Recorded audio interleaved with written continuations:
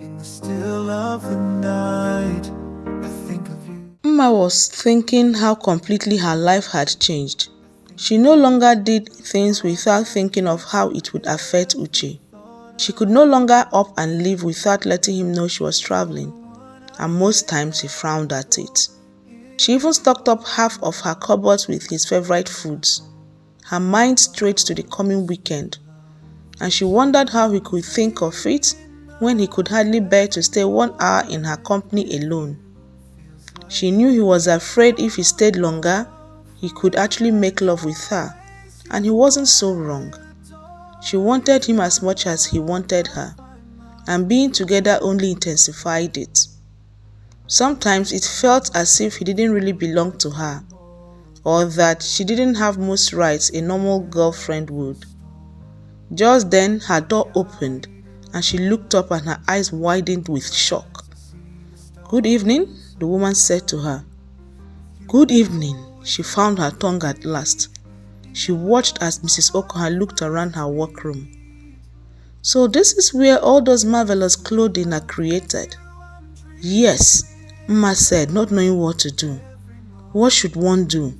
How should one behave when her boyfriend's mother decided to pay an unexpected visit? Especially when the woman was Rose Okoha, who owned one of the first-class boutiques around the world. And when the woman didn't think you were good enough for her son. Mma noticed the woman was still standing and looking at her, and she remembered her manners. "Please sit down. I forgot my manners. It's not every day Rose Okoha pays a visit." The woman looked at the seat but smiled blankly at her. "I won't be staying long." "So I actually wanted to pick at your designs. Then I remembered. I've been asking my son to dine with us with no success. Are you the one keeping him away from me?" Mma felt anger rush up her spine, but she held herself. It wouldn't do any good to lose her temper on the woman. "I'm surprised you lent me such importance. You are the mother, and you are the one who raised him so that no woman could actually control him." "Oh, you are good. No wonder he's besotted." "Well, you had better start pulling your weight as his girl if you want to sell some of these in my boutique. I want the two of you in my house tomorrow night." "I am afraid that might not be possible. Uche has plans already for the weekend, and I am not going to manipulate him so that I could sell my clothes in his mother's boutique. Your son is not just a means to an end. He means a lot more than this to me." Rose smiled. "Well, I guess my visit here has been wasted," she said and put on her designer sunglasses. Mma sat in her chair as soon as Rose left and wondered what kind of visit that was. How could the woman be so callous and unfeeling? What gave her the right to think she could manipulate her son through a girlfriend? Okay, she was beginning to get it. No wonder the woman preferred Angela. She was sure Angela wouldn't have hesitated in getting Uche to forgo the weekend outing for a dinner at his mother's place. Mma smiled ruefully, but she was not Angela. She loved Uche above all. Him and his needs came first. And if he wanted a romantic weekend, his mother was going to have to wait for another weekend to have her son for dinner. Talking about the weekend, it was the next morning, and she had not packed an item yet. Uche had said pack a bikini. She knew one person who was always experimenting with that sort of thing. Helen was holding a pink bikini bottom she was making. "You look like a woman on mission," Helen smiled at her. Mma was still perplexed at the girl's deep sense of perception. "You are right," Mma answered and went to inspect the briefs Helen was making. "I am sorry if you feel I'm wasting valuable time, but it was just that," Helen stammered. "I thought you would have broken the record and told me the reason why beauty exists." "You are not angry? How could I be when they are so beautiful?" "Thank you. So what mission brought you here? Actually, these briefs you keep experimenting with. But you just said you are not angry." "I want to see if you have any bikini I could use. I have a drawer full of them, but I want something very special." Oh, you are going away with Prince Charming? That's very romantic. And you are in luck, because I just experimented on two very nice designs. They are sure to make him go gagas. Helen went to another table and brought out a sea green bikini and another hot red one. I have not made the wrap to go with them yet. Mma was still looking at the bikinis with admiration and renewed respect for the girl. You have got a huge talent here, sweetheart. And don't worry, I have some matching sarong to go with them. You really like them? Asked Helen expectantly. Of course, they are brilliant, and from now onwards, you are free to experiment all you want. I believe that together, we can find buyers for them. Oh, that would be great, Mma. It will really mean a lot to me. And to me too. Now I have a long day ahead tomorrow. I have to run. Give my love to Prince Charming, Helen called as Mma left. Then she started a tap dance. She couldn't believe it. Her own creation getting exhibited? Oh, Mma, she exclaimed.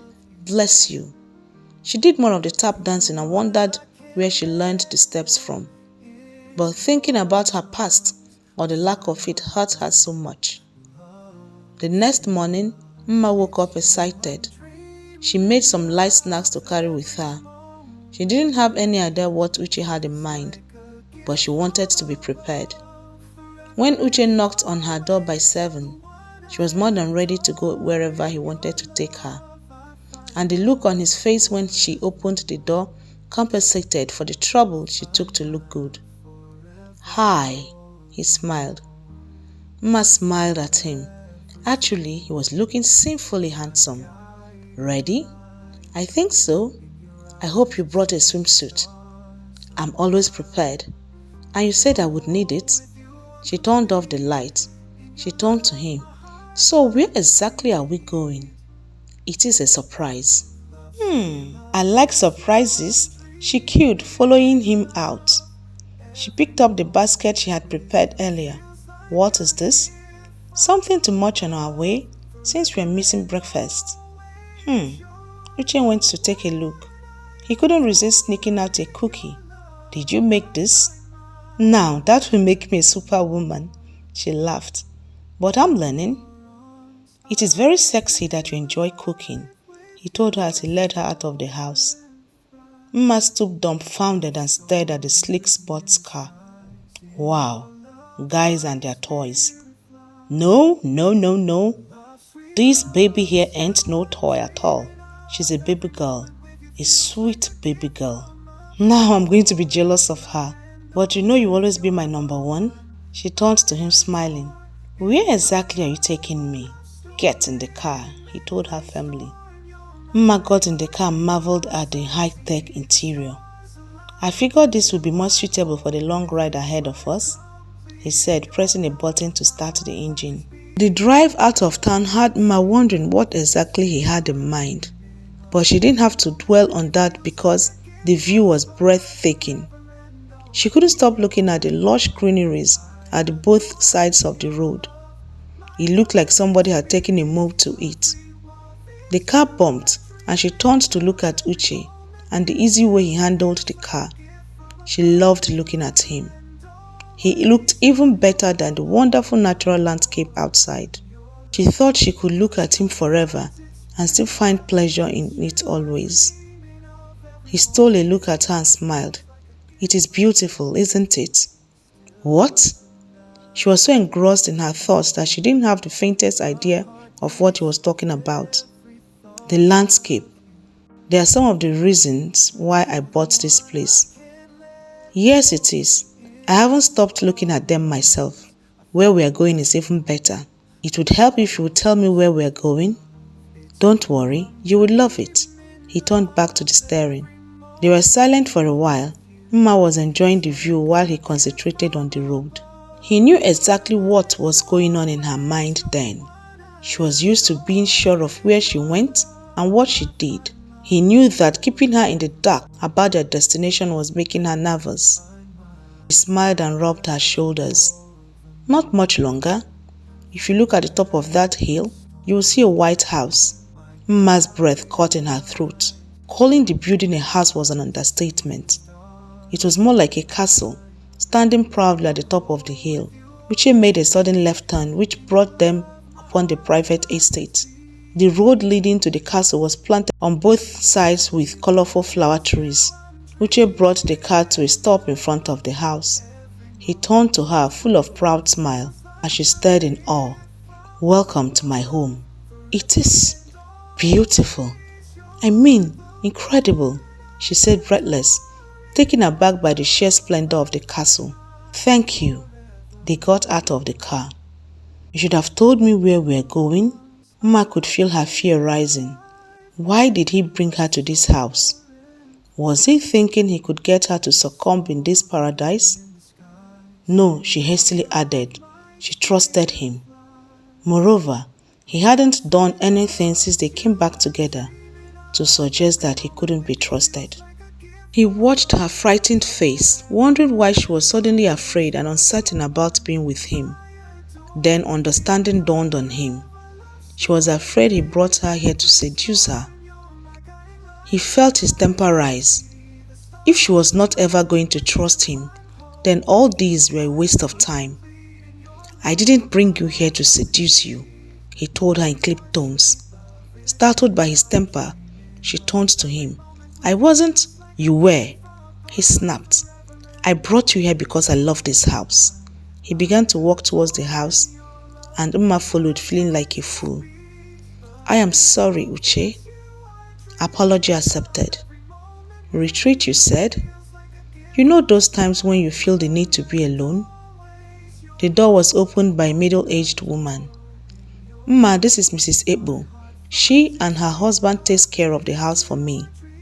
This is Mma, my girlfriend." The woman greeted her eagerly, ushering her into the magnificent hallway. "You are very much welcome to Eden Castle, miss. You may call me Mma." "Your name becomes you. Thank you. Oh, don't mention. I am glad to have you here. And I wish you and Mr. Uche happily life." Uche rolled his eyes and intervened. "We would be at the beach, Mrs. Ebo. Bring some light refreshments, but serve lunch at the poolside." Okay. I best get started." She turned to Mma. "Let me have that bag." "Just a minute." Mma opened the bag and carefully took out her bikini. "She is such a nice fellow," commented Mma. "Yes, she is," Uche replied offhandedly as he led her through the house. "Did I hear you talk about a beach? We are going there now." "Private beach?" she asked, astonished. He didn't answer immediately. He read between the lines. Was she just being curious, or was there more to it? Mma heaved a sigh, knowing exactly why he looked angry. "You know, I think you should trust me too," she told him and moved on, leaving him behind.